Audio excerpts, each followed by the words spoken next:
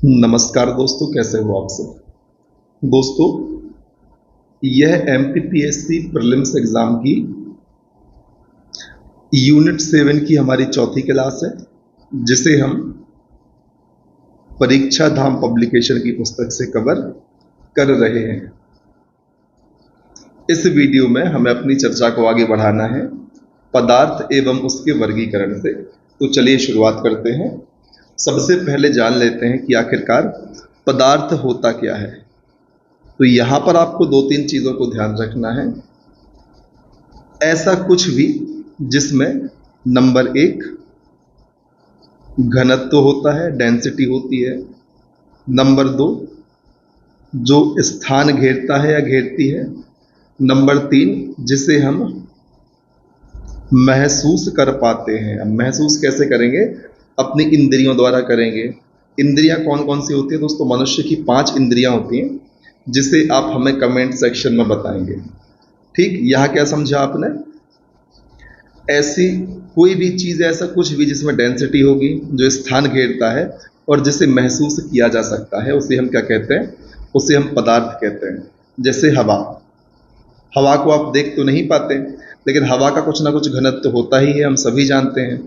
हवा वातावरण में फैली होती है तो स्थान भी घेरती है, और हवा को हम अपनी त्वचा द्वारा महसूस भी कर पाते हैं। जब हवा हमसे टकराती है तो हमें एहसास होता है कि हवा चल रही है, तेज चल रही है या धीमी चल रही है। ठीक, इसी प्रकार से पानी।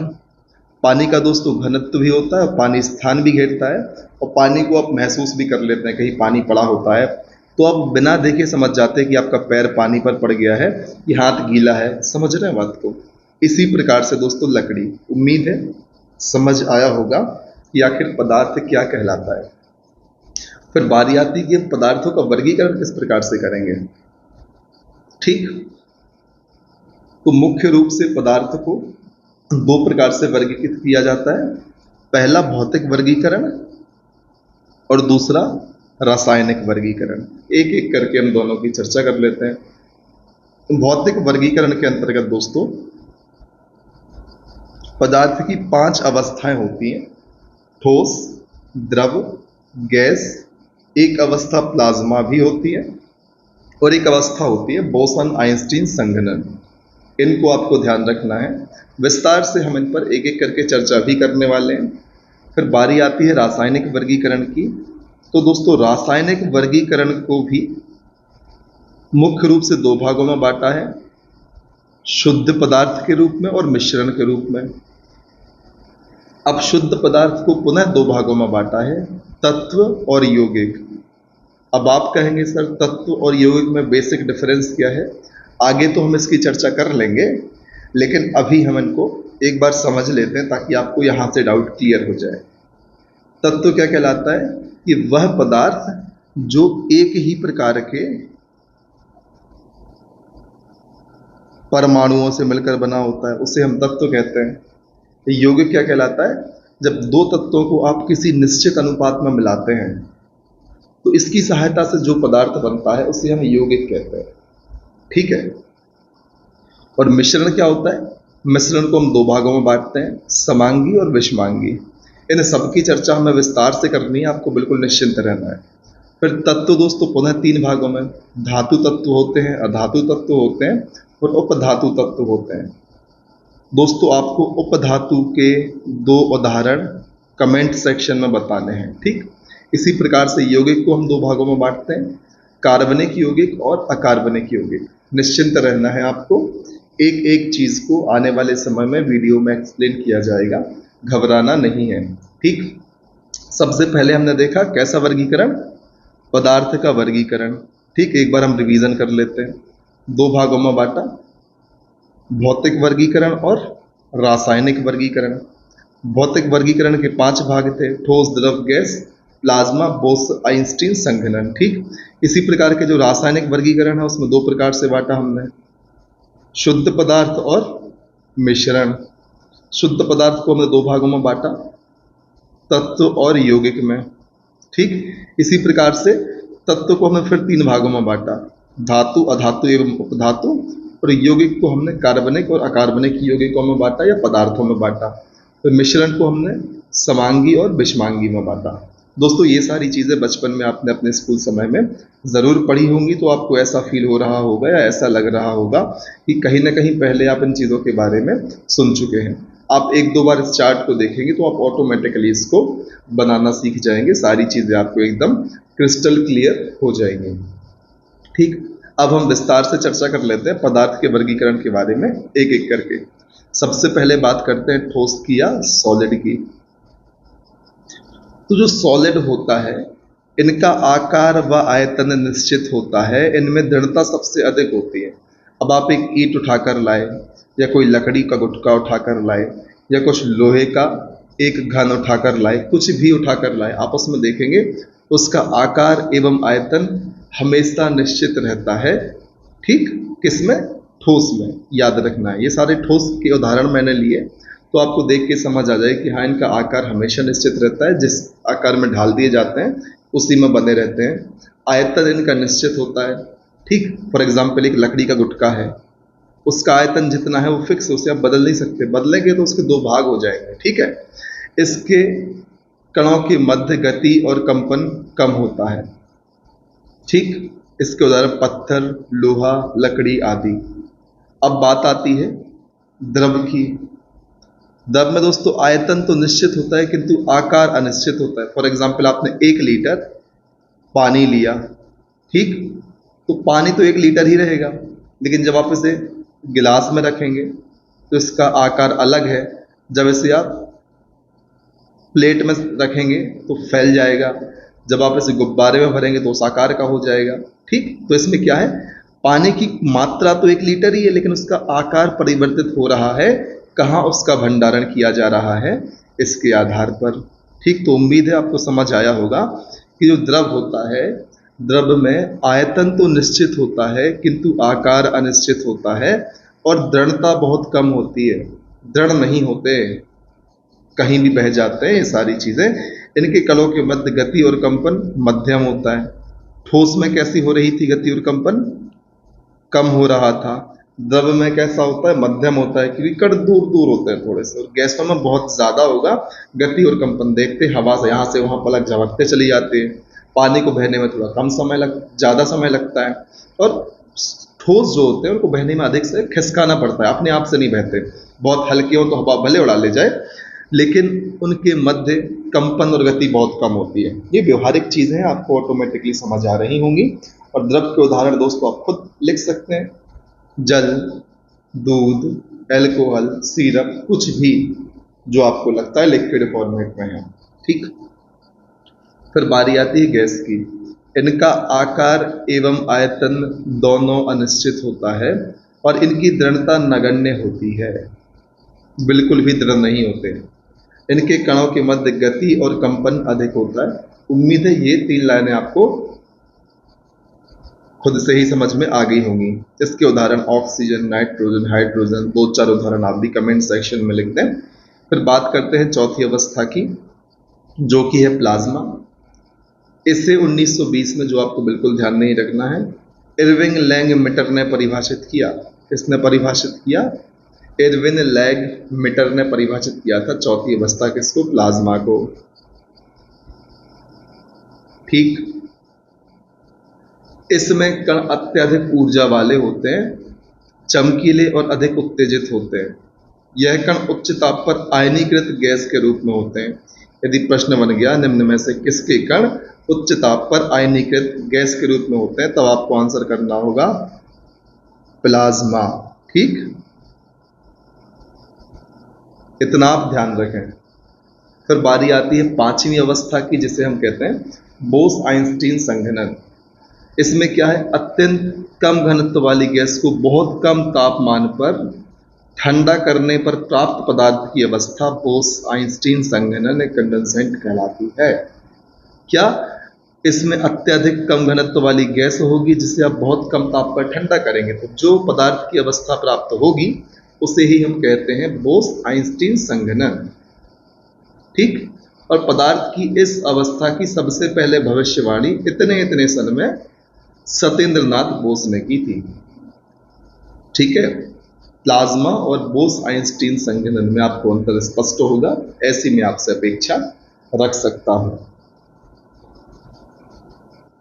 दोस्तों अब तक हमने कवर किया पदार्थों का भौतिक वर्गीकरण। अब हम बात करेंगे पदार्थों के रासायनिक वर्गीकरण के बारे में। सबसे पहले शुरुआत होगी तत्व से। ठीक है, तत्व क्या होता है? वे पदार्थ जो एक ही प्रकार के परमाणुओं से मिलकर बने होते हैं तत्व कहलाते हैं। ठीक, चर्चा पहले भी हमने कर ली थी, जैसे लिथियम है, बेरिलियम है, फ्लोरीन है, कुछ भी है, ये तत्व है क्योंकि इनमें समान परमाणु हैं, इनका निर्माण समान परमाणुओं के मिलने से हुआ है। और याद रखें जितने भी रासायनिक पदार्थ हैं उनका निर्माण तत्वों से होता है। यहां से सीधा व्यवहारिक प्रश्न बनेगा कि रासायनिक पदार्थों का निर्माण निम्न में से किससे होता है? पहला ऑप्शन कुछ और, दूसरा ऑप्शन तत्व रहेगा, तीसरा चौथा, इस प्रकार से ऑप्शन रहेंगे। आपको तत्व वाले ऑप्शन पर टिक कर देना है। वर्तमान में ज्ञात कुल तत्वों की संख्या कितनी है? 118 है। आधुनिक आवर्त सारणी किसने दी? कमेंट सेक्शन में बताएं। ठीक, और डार्विन के जो 3 मत थे वो भी कमेंट सेक्शन में बताएं। लेमार्क की पुस्तक का नाम कमेंट सेक्शन में बताएं। एक जीन एक एंजाइम सिद्धांत किसने दिया? ये सब कमेंट सेक्शन में आप हमें जरूर बताएं, क्योंकि मेरा अधिकार बनता है पूछने का। मैंने आपको पहले चीजें बताई हुई हैं और आपका कर्तव्य बनता है कमेंट सेक्शन में जाकर कमेंट में के आंसर देने का। ठीक, तो कुल तत्व कितने हैं? 118 हैं, जिनकी संख्या है, जिसके उदाहरण है ऑक्सीजन, कार्बन, सोडियम, नाइट्रोजन, सोना, चांदी, प्लेटिनम, पैलेडियम, कुछ भी जो भी आवर्त सारणी में लिखे हुए हैं सारे के सारे 118 इसके उदाहरण हैं। ठीक है, अब बात कर लेते हैं अगले बिंदु की। दोस्तों तत्वों को भौतिक और रासायनिक गुणों के आधार पर 3 वर्गों, वही धातु, अधातु, उपधातु में विभाजित किया जाता है। अब आप कमेंट सेक्शन में हमें अलग अलग से एग्जाम्पल देंगे। धातु तत्व के 2 एग्जाम्पल, अधातु तत्व के 2 एग्जाम्पल और उपधातु तत्व के 2 एग्जाम्पल कमेंट सेक्शन में आप हमें जरूर दें। आपको नहीं पता तो आप गूगल पर सर्च करके दें, लेकिन उदाहरण एग्जाम्पल जरूर दें। यदि यहाँ से व्यवहारिक प्रश्न आपके एग्जाम में बने तब हो सकता है आप ऑप्शन एलिमिनेट करके इन कमेंट के माध्यम से ही आंसर कर दें। और जब अधिक लोग बढ़िया ऑथेंटिक कमेंट करेंगे ना, तो कमेंट सेक्शन भी एक नॉलेज बेस बन जाएगा और जो भी व्यक्ति वीडियो पर आएगा और कमेंट को पढ़ेगा तो उसको कमेंट से भी काफ़ी ज़्यादा ज्ञान प्राप्त होगा। और ऐसा करने से सिर्फ आपका भला नहीं होगा, बाकी लोग कमेंट करेंगे तो आपका भला होगा। जब आप कमेंट करेंगे तो आपके कारण दूसरों का भला होगा। तो जो आप कम सर्विस में जाने के बाद करेंगे पब्लिक सर्विस, वो आप अभी यहाँ से कमेंट के माध्यम से शुरू कर देंगे तो एक सकारात्मक ऊर्जा का संचार आपके मन में होगा। हमने बात करी तत्व की, क्या था? एक ही प्रकार के परमाणुओं से मिलकर जो बनते हैं उन्हें हम तत्व कहते हैं। अब बात करने की भाई यौगिक क्या कहलाते हैं? तो 2 या 2 से अधिक तत्वों के एक निश्चित अनुपात की सहायता से बने हुए पदार्थ को यौगिक कहते हैं। ध्यान रखना है निश्चित शब्द को। 2 या 2 से अधिक तत्वों को जब आप निश्चित अनुपात में मिलाते हैं, निश्चित अनुपात में मिलना, तब निर्माण होता है किसका? यौगिक का, जिसके उदाहरण है NaCl और H2O। यहाँ हाइड्रोजन 2 है, ऑक्सीजन 1 है। हाइड्रोजन 3 करेंगे, ऑक्सीजन 1 रख देंगे, 2 कर देंगे, 5 कर देंगे तो पानी नहीं बनेगा। इस बात को ध्यान रखें, यहाँ पर तत्वों का निश्चित अनुपात होता है। जैसे NaCl है, नमक है, 1 नाइट्रोजन, एक सोडियम और 1 क्लोरीन। 2 सोडियम कर देंगे तो नमक नहीं बनेगा, कुछ और बढ़ जाएगा। ठीक है, तो यहाँ पर क्या निश्चित अनुपात है? कहने का मतलब है 2 या 2 से अधिक तत्वों के एक निश्चित अनुपात की सहायता से बने पदार्थ को यौगिक कहते हैं। अब तो आप देखकर समझ जाएंगे कि क्या तत्व है, क्या यौगिक है। रासायनिक यदि सूत्र आपको लिखते दे दिया जाएगा, लिखा दिख जाएगा, जैसे Na2CO3 क्या है, या फिर Li क्या है, Na क्या है, Cl क्या है, तो आप देख के बता देंगे क्या यौगिक है, क्या तत्व है। उम्मीद है इतनी चीजें क्लियर होंगी। यदि ऐसा है तो कमेंट सेक्शन में जरूर इस बात को इंश्योर करें, ताकि हमें भी समझ आए कि जो हम आपको बता रहे हैं वो चीजें आपको समझ आ रही हैं, आपको उससे बेनिफिट मिल रहा है। फिर बारी आती है मिश्रण की। आखिर मिश्रण क्या कहलाता है, तो चलिए उसकी चर्चा कर लेते हैं। अभी हमने यौगिक में देखा कि 2 या 2 से अधिक तत्वों को हम एक निश्चित अनुपात में मिला रहे थे। मिश्रण में क्या है? 2 या 2 से अधिक पदार्थों को किसी भी अनुपात में मिलाने से मिश्रण बनता है। ठीक, यहाँ अनुपात निश्चित नहीं है, किसी भी अनुपात में मिला दो। ठीक, फॉर एग्जाम्पल हम रेत और शक्कर को मिलाते हैं तो वो भी एक मिश्रण है। आप शक्कर ज़्यादा भी कर देंगे तो मिश्रण ही रहेगा। फॉर एग्जाम्पल हम बोलते हैं ना, कभी आप किसी ठेले पर जाते होंगे और मिक्सचर उससे बोलते हुए तो बना के देता होगा, उसमें जितना भी सब कुछ को सब मिला देता है जो वो ऑनर होता है रेस्टोरेंट का, ठेले वाला। ठीक, उसमें कोई अनुपात फिक्स तो होता नहीं है, हर इंसान को वही चीज़ खिलाता है। कभी कई चीज़ें ज़्यादा हो जाती है, कभी कई चीज़ें कम हो जाती हैं। तो इसी प्रकार से मिक्सचर यहाँ पर है कि दो या दो से अधिक पदार्थों को आप किसी भी अनुपात में मिला रहे हैं, उसे हम मिश्रण कहते हैं। जब दो या दो से अधिक तत्वों को आप निश्चित अनुपात में मिलाते थे तो उसे हम पदार्थ यौगिक कहते थे। ठीक, मिश्रण के स्वयं के अपने कोई गुण नहीं होते, इनके गुण अवयवी पदार्थों पर निर्भर करते हैं, जैसे हवा, समुद्री जल, पीतल आदि। अब मिश्रण दो प्रकार के होते हैं दोस्तों, समांगी मिश्रण और विषमांगी मिश्रण।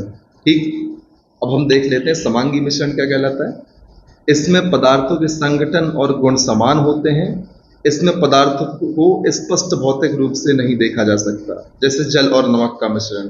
अब पानी में आप नमक मिला देंगे, स्पेशली टाटा नमक, मैं मजाक कर रहा हूँ, कोई भी बढ़िया नमक जो शुद्ध होता है, तो आपको समझ ही नहीं आएगा कि ये पानी नमक वाला है या नॉर्मल पानी है। ठीक, इसी प्रकार से जल और चीनी का मिश्रण, दोनों ट्रांसपेरेंट ही होते हैं मिलने के बाद भी, तो इसे हम कहते हैं समांगी मिश्रण, जिससे आप भौतिक रूप से नहीं देख सकते कि इन दो चीज़ों को मिलाया गया है, पदार्थ के संगठन और गुण समान होते हैं। ठीक है, इसी प्रकार से यदि हम बात करें अगले बिंदु की, तो विषमांगी मिश्रण। इसमें पदार्थों के संगठन और गुण असमान होते हैं। इसमें पदार्थों को स्पष्ट भौतिक रूप से देखा जा सकता है, जैसे वायु में धूल के कण आप देखते हैं, धूल उड़ रही है। जल और तेल का मिश्रण, अब जल और तेल को आप मिलाओगे, ऊपर तेल तैर जाएगा, नीचे पानी भरा रहेगा। ठीक, तो आप अलग देख लेते हो कि ये ऑयल है और ये वाटर है, तो इसे हम कहते हैं विषमांगी मिश्रण। उम्मीद है सारी चीजें क्लियर है। यदि आपको कोई और स्ट्रेटजी वाला वीडियो चाहिए एमपीपीएससी प्रीलिम्स का, या कुछ भी आपको लगता है बुक लिस्ट, तो आप कमेंट सेक्शन में बताएं। जैसे मैं बाकी एग्जाम्स के लिए वीडियो बनाता हूँ कि क्या करना चाहिए क्या नहीं करना चाहिए, तो यहाँ पर भी मैं आपके लिए वीडियो बना सकता हूँ, बशर्ते कमेंट सेक्शन में मुझे वो प्रश्न दिखे। किसी भी प्रकार का प्रश्न जिसका आंसर मेरे पास होगा मैं डायरेक्ट दूंगा, आंसर मेरे पास नहीं होगा या मुझे संदेह होगा तो मैं उसे कंफर्म करके आपको आंसर दूंगा। चाहे आप बात करें किसी भी स्टेज की, एग्जाम के 3 चरण होते हैं, तो आप के मन में जो भी डाउट हो आप कमेंट सेक्शन में पूछ सकते हैं। ठीक, प्रीलिम्स की स्ट्रेटेजी, बुक लिस्ट, अब क्या करें सर 2 महीने बचे हैं, मेंस के बारे में ऐसे ऐसे विचार आ रहे हैं कि सर होगा नहीं होगा, ये सारी चीज़ें होती हैं, तो आप वो कमेंट सेक्शन में पूछ सकते हैं, इनका समाधान किया जाएगा। ठीक है, बस मुझे देखना चाहिए आपने कमेंट में प्रश्न पूछा है। अब बात कर लेते हैं मिश्रण के पृथक्करण करने की विधियां। भाई मिश्रण तो हमने पढ़ लिया कि 2 या 2 से अधिक पदार्थों को किसी भी अनुपात में मिला दिया और मिश्रण बन गया। कई बार उपयोगी होता है, कई बार मिस्टेक हो जाती है कि घर पे शक्कर रखी थी उसमें कुछ और मिल गया। ठीक, तो वहां पर समस्या हो जाती है। या फिर पानी रखा था उसमें गलती से शक्कर गिर गई, अब उनको अलग करना है। आपका इंटेंशन तो था नहीं कि चाशनी बनाने का, लेकिन बन गई ना, उसे अलग करना है, तो कैसे करेंगे। तो मिश्रण पृथक करने की विधियां, इसमें बाष्पीकरण, संघनन, ऊर्ध्वपातन, आसवन, क्रिस्टलीकरण, क्रोमेटोग्राफी, ये सभी शामिल हैं और विस्तार से हम इनके बारे में एक एक करके चर्चा कर लेते हैं। आपको ये भी ध्यान रखना है कि जो मैंने नाम अभी लिए हैं ना, ये सारे, ये किस बारे में है, ये मिश्रण को पृथक करने की या पृथक्करण की विधियां हैं। क्वेश्चन आ गया क्रोमेटोग्राफी की निम्न में से क्या है, 4 ऑप्शन दे दिए जाएंगे आपको। एक रहेगा मिश्रण को पृथक करने की विधि, आप उसी को टिक कर देना, आपका नंबर सही हो जाएगा। यदि आपको यही मालूम नहीं होगा तो बेसिक क्वेश्चन है, इसलिए मैं कहता हूं कि आपको बे चीजें गलत नहीं करनी जो दुनिया सही करने वाली है। आपको ऊपर ऊपर की चीजें तो एग्जाम में गलत करनी ही नहीं है। यदि आपने उन्हें गलत कर दिया ना, तो फिर आपको बर्बाद होने से भगवान भी नहीं बचा सकते। इस बात को आप ध्यान रखें। इसलिए बेसिक बेसिक चीज़ों को गलत नहीं करना। मल्टीपल टाइम इस पुस्तक को आप रिवाइज करें, जिससे भी आप पढ़ाई कर रहे हैं उसको बहुत बार रिवाइज करें। मैं इसका सजेशन इसलिए देता हूँ कि बहुत आकर्षक तरीके से पुस्तक लिखी होती है, पढ़ने में मजा आता है। ठीक है, तो कम से कम इतनी चीजें आपको सारी पता होनी चाहिए जो पुस्तक में लिखी हो। कैसे पता होंगी, जब उनको बार बार पढ़ोगे।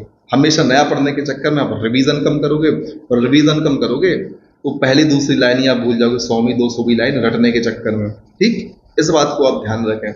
चलिए बात करते हैं बाष्पीकरण की कि आखिर बाष्पीकरण है क्या और कैसे हम मिश्रण को पृथक कर सकते हैं बाष्पीकरण के माध्यम से। ठीक है दोस्तों मैं आपको बता दूं अभी रात के 3 बज रहे हैं और मैं इस वीडियो को रिकॉर्ड कर रहा हूं। आप ऊपर देख सकते हैं 3:05 समय दिख रहा है, 30 सितंबर शनिवार को। ठीक है, अब ये वीडियो शायद आपको कल 1-2 दिन में अपलोड होगा, हो सकता है सुबह अपलोड हो जाए, शाम को अपलोड हो, लेकिन ये वाला वीडियो 2-3 दिन में आपके पास आएगा। तो इतनी मेहनत हम आपके लिए कर रहे हैं रात को 3-3 बजे जागकर, तो आपका फर्ज क्या बनता है, आप भी हमारा सपोर्ट करें, वीडियो को अधिक से अधिक शेयर करें, चैनल को सब्सक्राइब कर लें और बढ़िया लाइक कर दें, कमेंट में हमें मोटिवेट करते रहें ताकि हम आपको 3 की जगह 4 बजे तक वीडियो बनाएं। हालांकि इसको बनाते बनाते 4 बज जाने, 5 भी बज सकते हैं, क्योंकि काफ़ी सारी प्रक्रियाएं होती हैं। फिर इसको सेव करना, इसको थोड़ा बहुत एडिट करना, वो हम लोगो वगैरह लगाते हैं, फिर इसका थंबनेल बनाना, तो 1 घंटे की वीडियो को कंप्लीट करने में 3 घंटे हो जाते हैं। ठीक है, तो आप भी हमारा सपोर्ट करें, जल्दी से सब्सक्राइबर को 10,000 तक पहुंचाएं ताकि और नई नई चीज़ें आपको लेकर आए। मेंस का संपूर्ण पाठ्यक्रम मुझे लाना था, मैंने घोषणा भी की हुई है, लेकिन अब जॉब के साथ सारी चीज़ें करनी होती हैं, तो जैसे जैसे समय मिलेगा मैं उसको ज़रूर कवर कराऊंगा। टोटल फ्री रहेगा वो, उसका कोई भी कॉस्ट नहीं होगा। आपको PDF नोट्स भी मिलेंगे जो मैं खुद के हाथ से बनाऊंगा। संपूर्ण मेंस के सिलेबस की बात कर रहा हूं मैं, एक एक टॉपिक को हम कवर करेंगे, बस सपोर्ट आपका चाहिए। सबसे पहले आप 10,000 सब्सक्राइबर करा दें ताकि थोड़ा सा मनोबल तो मिले। सब्सक्राइबर 5 डिजिट में देखें थोड़ा और अच्छा लगेगा, फिर हम 6 की चर्चा करेंगे बाद में, है ना, फिर धीरे धीरे 1 लाख तक पहुंचेंगे। तो इतना सपोर्ट आप जरूर करें। चलिए अब बिल्कुल टाइम खराब नहीं करते हैं, सीधी बात करते हैं बाष्पीकरण की कि आखिर बाष्पीकरण क्या है। तो दोस्तों द्रव का उसकी क्वथनांक से पूर्व उसके बाष्प में बदलने की प्रक्रिया को बाष्पीकरण कहते हैं। समझ रहे हैं? क्वथनांक मतलब जब उबलने लग जाए, उसके पूर्व बाष्प में बदल जाए वो, तो उसे हम कहते हैं बाष्पीकरण। उदाहरण है, जल में घुले हुए नमक को बाष्पीकरण की प्रक्रिया द्वारा पृथक किया जाता है। नमक कैसे बनता है? समुद्र के पानी में नमक होता है, तो बाष्पीकरण के माध्यम से हम पानी को उड़ा देते हैं, नमक बचा रहता है, उसे हम कर लेते हैं एकत्रित। इससे पानी से नमक पृथक हो गया। इसी प्रकार की चीजें आप हर बाष्पीकरण वाले केस में देख सकते हो। अब बात करते हैं संघनन की। इसमें क्या है, किसी निश्चित ताप पर बाष्प का द्रव में बदलना संघनन कहलाता है। अब वायु में जल वाष्प मिली हुई है, उसका संघनन हो गया तो वो द्रव में बदल गया, तो वायु से बाष्प हट गई। ठीक, ये है संघनन या कंडेंसेशन। यहां पर आप इंग्लिश में भी नाम पढ़ते जाएं, ठीक है। फिर बारी आती है ऊर्ध्वपातन की। ऊर्ध्वपातन क्या कहलाता है? जब पदार्थ अपनी ठोस अवस्था से सीधे गैस अवस्था में परिवर्तित हो जाता है तो इसे हम ऊर्ध्वपातन कहते हैं। कपूर का जलना, नेफ्थलीन में भी आपके लिए ये गुण देखने को मिल जाएगा। 2-3 एग्जाम्पल और कमेंट सेक्शन में बता दें जो ऊर्ध्वपातन को दर्शाते हैं। ठीक है, फिर बारी आती है आशवन की। अब आशवन क्या है दोस्तों? जब किसी द्रव पदार्थ को गर्म करके बाष्प में और बाष्प को ठंडा करके पुनः द्रव में बदला जाता है तो उसे हम आशवन कहते हैं। बाष्पीकरण में क्या था? जो द्रव पदार्थ था उससे आप बाष्प में बदल रहे थे, लेकिन आशवन में क्या होगा? आप द्रव को पहले बाष्प में बदलेंगे, फिर बाष्प को ठंडा करके फिर से द्रव में बदल देंगे। और इस प्रक्रिया में दोस्तों बाष्पन और संघनन की प्रक्रिया संयुक्त रूप से होती है। इन कॉन्सेप्ट्स को भी आपको समझना है। ठीक, जब द्रव से बाष्प में बदलेंगे तो बाष्पन हो गया, जब बाष्प से फिर द्रव में बदलेंगे तो संघनन के माध्यम से बदलेंगे। संघनन आपने देखा होगा, जब बहुत ठंडा पानी आप गिलास में लेते हैं तो गिलास के बाहर के पानी की परत से जम जाती है तो हल्की हल्की वाइट। इसके अलावा बर्फ आपने कहीं रखी होगी किसी प्लेट में, तो उस प्लेट को नीचे से देखना, आजू बाजू से देखना, तब आप समझेंगे वो गीली हो गई। इसे हम कहते हैं संघनन। ठीक है, क्लियर है इतनी चीजें? तो चलिए अब आगे बढ़ते हैं। अगला बिंदु क्या है? हाँ, इसके एग्जाम्पल हम देख लेते हैं। किसके? आसवन के। इसके एग्जाम्पल में भापाश्वन, इससे अल्कोहल का निर्माण होता है। प्रभाजी आश्वन, जिसमें डीजल पेट्रोल का निर्माण होता है। ठीक है, फिर बात करते हैं क्रिस्टलीकरण की। इसमें क्या होता है? जब किसी द्रव में बहुत अधिक मात्रा में ठोस पदार्थ घुला हुआ रहता है तो इस ठोस पदार्थ और द्रव को अलग करने के लिए जिस विधि को काम में लिया जाता है उसे क्रिस्टलीकरण कहते हैं। जैसे समुद्र के पानी से नमक का निर्माण करना। ठीक है, दोस्तों ये एग्जाम्पल मैंने आपको बाष्पीकरण में भी दे दिया था, ठीक। ज़्यादा मेजर डिफरेंस नहीं है, माइनर डिफरेंस है, जिसे आप समझते हुए आगे चलें। फिर बात करनी है क्रोमेटोग्राफी की। अब क्रोमेटोग्राफी क्या है? एक ही प्रकार के विलायक में घुले हुए विलेय पदार्थों को पृथक करने के लिए क्रोमेटोग्राफी का उपयोग करते हैं। प्रश्न आएगा, निम्न में से सर्वश्रेष्ठ विधि कौन सी है एक ही प्रकार के विलायक में घुले हुए विलेय पदार्थ को पृथक करने की? तब आप आंसर करेंगे क्रोमेटोग्राफी। इसका उदाहरण है रक्त से नशीले ड्रग अलग करने के लिए क्रोमेटोग्राफी का उपयोग करते हैं, ठीक है। अब बारी आती है कि आखिर जल क्या है, ठीक। जल के बारे में हम चर्चा कर लेते हैं। तो चलिए शुरुआत करते हैं। सबसे पहले ध्यान रखें, जल एक सहसंयोजी यौगिक है। आगे हम इसकी भी चर्चा कर लेंगे, सहसंयोजी यौगिक क्या कहलाता है, सहसंयोजी बंध क्या होते हैं, उपसहसंयोजी बंध क्या होते हैं, आयनिक बंध या आयनिक बॉन्ड क्या होते हैं, इन सबकी चर्चा हम करेंगे। जल क्या है? जल है सहसंयोजी यौगिक, जो कि 2 हाइड्रोजन और 1 ऑक्सीजन के आपस में सहसंयोजी बंध से बना होता है। निश्चित अनुपात है दोस्तों, समझ रहे हैं ना, हमने बात की थी कि 2 या 2 से अधिक तत्व जब एक निश्चित अनुपात में मिलते हैं तो उससे यौगिक बनता है। अब यहाँ 2 हाइड्रोजन 1 ऑक्सीजन है, तो पानी बनेगा तभी जब 2 हाइड्रोजन और 1 ऑक्सीजन मिलेंगे, ठीक है। ऐसा नहीं 3 हाइड्रोजन कर दिए, पानी नहीं बनेगा, कुछ और बन जाएगा, ठीक है। पता नहीं क्या बनेगा, जो भी बनेगा, मैंने कभी नहीं देखा। तो ध्यान रखें, निश्चित अनुपात होगा 2 या 2 से अधिक तत्वों का, तभी यौगिक बनेगा। अनिश्चित अनुपात में तो पदार्थों में मिश्रण बन रहा था, ठीक है। अब क्या भाई, जल एक महत्वपूर्ण, बहुत बढ़िया या अच्छा विलायक है। जल क्या है? विलायक है। विलायक मतलब जो विलेय को अपने में घोल ले। शुद्ध जल विद्युत का कुचालक होता है। अब आप बोलेंगे पानी में करंट नहीं आता, ऐसा तो नहीं है। अपन तो डरते हैं कि भाई पानी जहाँ पड़ा होता है तो करंट का डर लगता है, पानी पड़ा है करंट आ जाएगा। तो दोस्तों बात की जा रही है शुद्ध जल की, कि शुद्ध जल विद्युत का कुचालक होता है। अब शुद्ध जल में आप नमक डाल दो, NaCl, तो Na+Cl- चार्ज बन जाएगा और यहाँ पर फिर धारा प्रवाहित हो जाएगी। तो यहाँ पर समझना है, शुद्ध जल दोस्तों विद्युत का कुचालक होता है। सुचालक मत लगा देना। आप बोलेंगे व्यवहारिक जीवन में तो पानी से डरते हैं और करंट का भय रहता है। तो दोस्तों ध्यान रखो, बात शुद्ध जल की चल रही है। व्यवहारिक जीवन में एकदम अशुद्ध जल या शुद्ध जल कहाँ मिलेगा आपको, बताओ। तो शुद्ध जल कुचालक होता है। यदि शुद्ध जल होगा उसमें इलेक्ट्रिसिटी प्रवाहित नहीं होगी, प्लस माइनस चार्ज चाहिए इलेक्ट्रिसिटी प्रवाहित करने के लिए, एनोड कैथोड चाहिए, ऐसे थे ना प्रवाहित हो जाएगी, ठीक है। तो दोस्तों सामान्य वायुमंडलीय दाब पर जल 100 डिग्री पर उबलता है, इतना हमें ध्यान रखना। जल का क्वथनांक बोलते हैं इसे हम, ठीक है। तो क्वथनांक से पहले बाष्प बन जाए तो उसे हम कहते हैं बाष्पीकरण।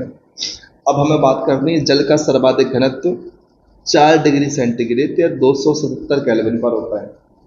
अब बोलोगे सर 277 केल्विन क्यों?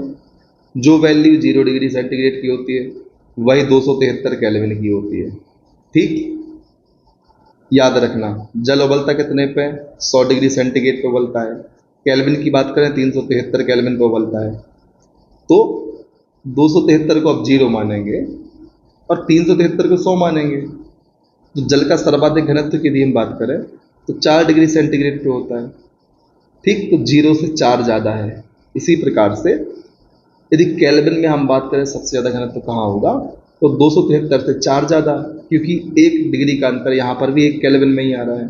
तो 277 केल्विन, तो कहीं पर आपको 4 डिग्री सेंटीग्रेड या 277 केल्विन, 60 डिग्री सेंटीग्रेड या 280 केल्विन लिखा मिल जाए तो बात एक ही है, इसको आप ध्यान रखें। उम्मीदें चीज़ें क्लियर हो रही होंगी। यदि ये चीज़ समझ नहीं आई तो वीडियो को पॉज करें, थोड़ा सा पीछे करें, फिर से सुन लें। बहुत आसान भाषा में मैंने आपको समझाने का प्रयास किया। तो सबसे अधिक घनत्व जल का होता है 4 डिग्री या 277 केल्विन पर, और न्यूनतम घनत्व -4 डिग्री पर होता है। याद रखें, बर्फ की स्थिति में बर्फ का घनत्व दोस्तों पानी से कम होता है, इसलिए पानी पे जो बर्फ होती है वो तैरती रहती है, और जो भाग ऊपर होता है वो 1/10वां भाग होता है, और 1/9/10वां भाग पानी के अंदर होता है। इतना आपको ध्यान रखना है, ठीक है।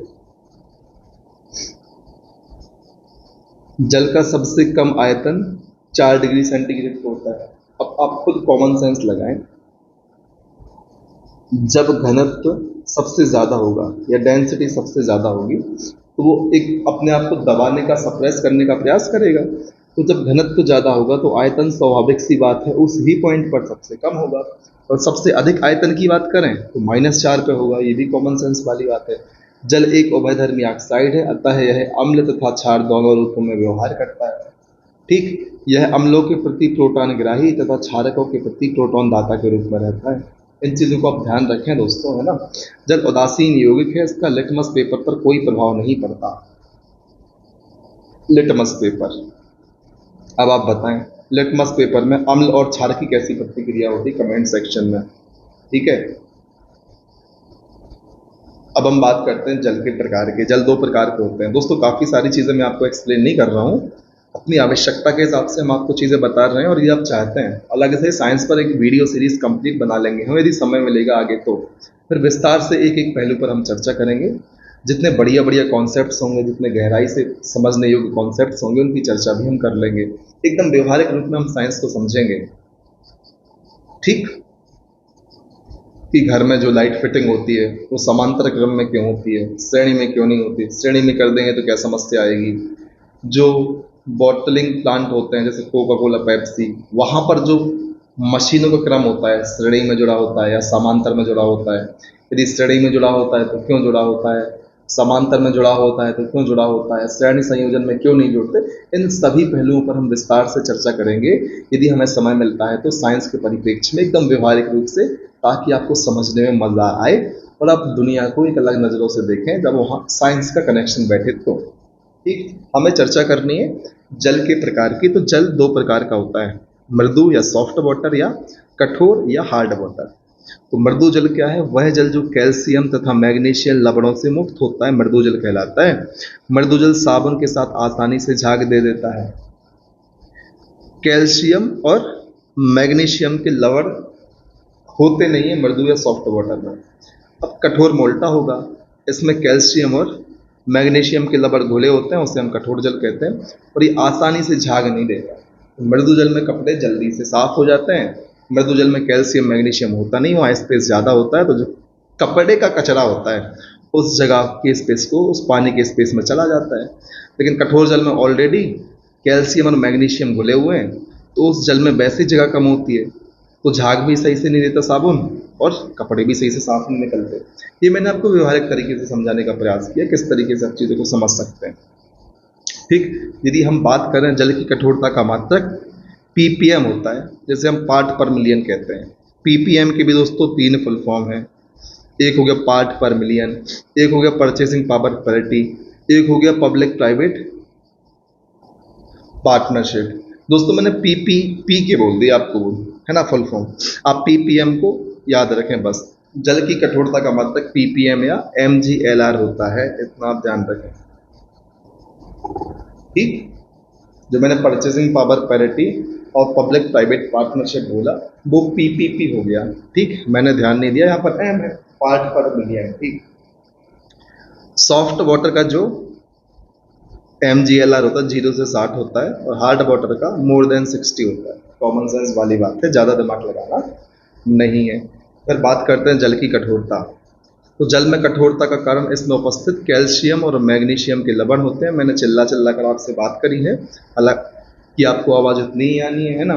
जल में कठोरता दो प्रकार की होती है, स्थायी और अस्थायी। जो स्थायी होगी उसको उठाने में समस्या हो जाएगी, जल्दी नहीं हटेगी। अस्थायी तुरंत हट जाएगी। स्थायी कठोरता क्या होती है, वैसी कठोरता जो उबालने से दूर नहीं होती, उसे स्थायी कठोरता कहते हैं।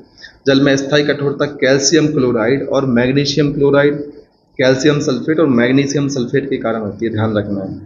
पानी से स्थायी कठोरता दूर करने के लिए इसमें सोडियम कार्बोनेट का प्रयोग किया जाता है, जिससे कपड़े आसानी से साफ हो जाते हैं।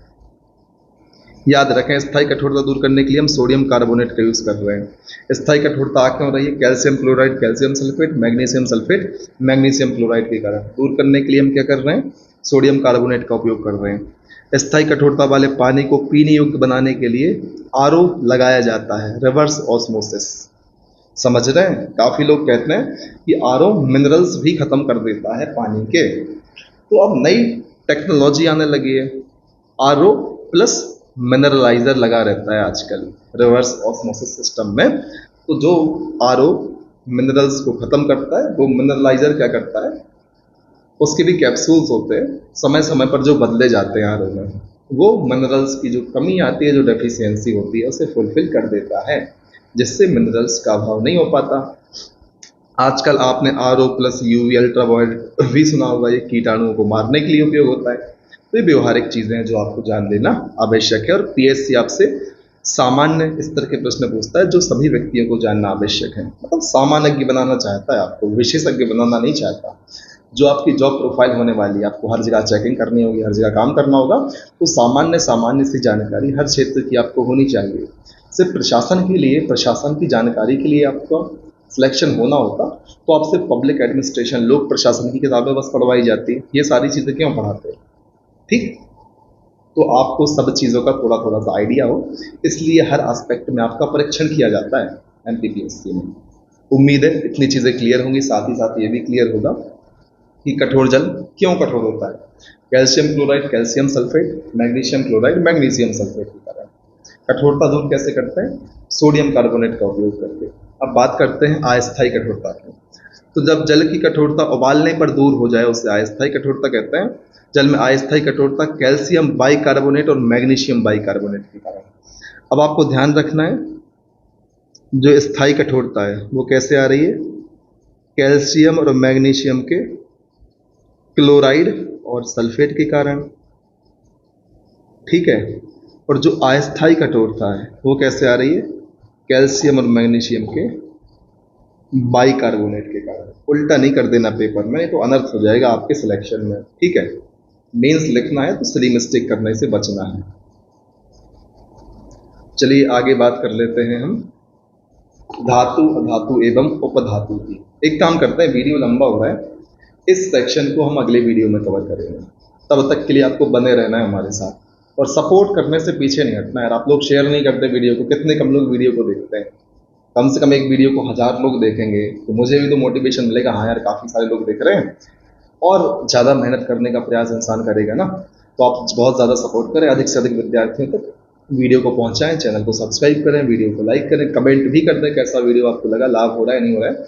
ये सारी चीज़ें मुझे पता लगते रहनी चाहिए, तभी मैं अपना मनोबल बढ़ा पाता हूँ, या बना पाता हूँ, या बना रहता है निरंतर आपको वीडियोस बनाने के लिए। देखिए 40 मिनट हो चुके हैं, अभी समय कितना हो रहा है मैं आपको वो भी दिखा देता हूँ। रात के 3:30 बजने वाले हैं। अब इस वीडियो को सेव करेंगे, एडिट करेंगे, थोड़ा सा थंबनेल लगाएंगे और लोगो लगाएंगे, अपलोड करेंगे। इसमें 1-1.5 घंटे और लग जाना है। बस इस मेहनत की सराहना के लिए आप हमारा लगातार सपोर्ट करें, लगातार मेहनत करें, आगे बढ़ते रहें। तब तक न रुकें जब तक आपको आपका लक्ष्य प्राप्त नहीं होता। जय हिंद, वंदे मातरम।